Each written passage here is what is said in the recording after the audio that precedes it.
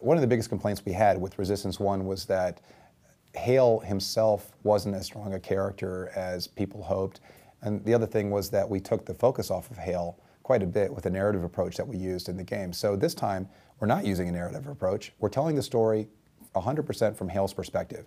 Hale himself is also becoming a stronger character in that he's a lot more, he's more in charge. He's actually giving the orders in this game versus being told what to do and where to go. And there are other things that are happening along the way that we haven't revealed yet that will definitely make him the deeper character that we always wanted him to be. The two big features that we've announced so far for multiplayer are 60-player online competitive modes and 8-player online co-op mode.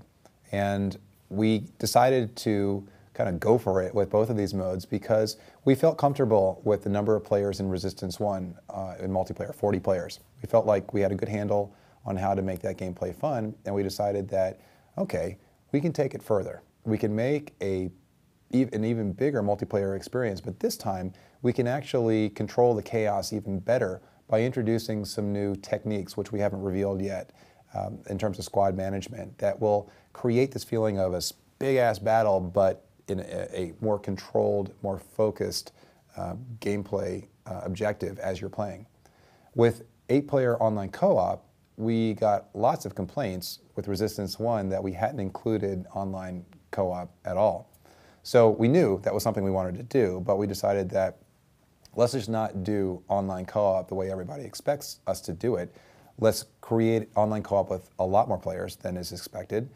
Let's add classes, several classes in online co-op, and let's create a story for online co-op that parallels the story in the single-player campaign. I don't think anybody's really tested the limits of the number of players you can get into a multiplayer match, and I don't know where the line blurs between online competitive and an MMO. So for us, the focus is on action and on playing with a squad, with a group of guys that you're really comfortable with to achieve specific objectives in multiplayer. Of course, we do have some MMO elements that will show up and we haven't really talked about, but I can tell you in Resistance 1 we have plenty of unlockables and rewards, and that's something that we'd like to do again in Resistance 2. In online co-op, we have 3 different classes of soldier, and they're all complementary in terms of their strengths. We have a soldier, he's more of a tank, who has a very powerful weapon and has a lot more hit points than anybody else. We have a special ops class who's much more of a long distance damage dealer and his focus is on accuracy and speed. And we have a medic who is kind of a very balanced character in that he can actually do offensive damage, but he heals his counterparts in the game. And what's kind of cool with him is that his weapon actually charges up more the more damage he does to enemies. So to actually heal your teammates, you do have to go on the offensive. And so that is a character that demands more management than the other two, but it is a lot of fun playing him. It's really hard to put a number on how much of the PlayStation 3's power we've tapped. I know that with every game that we've developed on the PlayStation 3, we're seeing a significant advance in terms of what we can show on screen and what we can support in terms of processes like AI and special effects processing.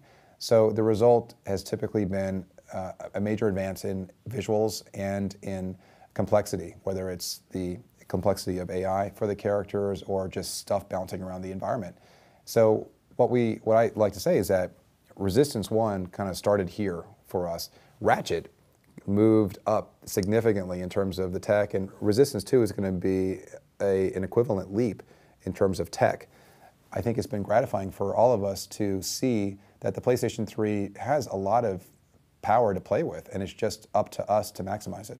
I had to say that we are still influenced by some of the weapons in Disruptor. There were some great ones, and I don't know, maybe you might see a nod to one or two in this game or maybe future games. Look for it.